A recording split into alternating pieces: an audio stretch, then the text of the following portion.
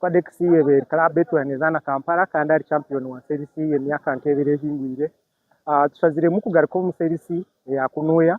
ahabwe nsonga nyingi yo kubanza twenda kuza omuzano go mu region yitu abo kuba okuza Kampala ntubantu kuza region ya kuriya ninga ntubantu za volleyball ya kuriya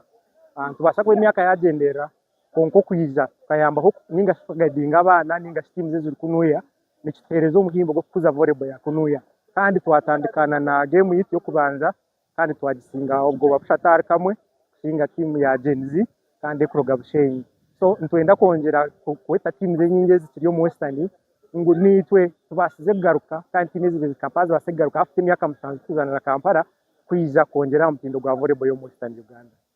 Abana bitu aba yes ubwo kuna bita abana bariyo no bagezeho ku developing game yabo kandi bariyo ninyenda bakure mu speed ya mani ukoza bambazana nabo n'abashabakuru kandi umbushabwa bwabo bukuru nabo ninyenda bikarivo y'abakuru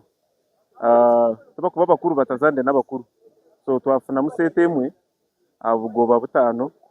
batsinga 3-1 konkati n'amasuko nguntu za kongeramo improving twakuze mu second leg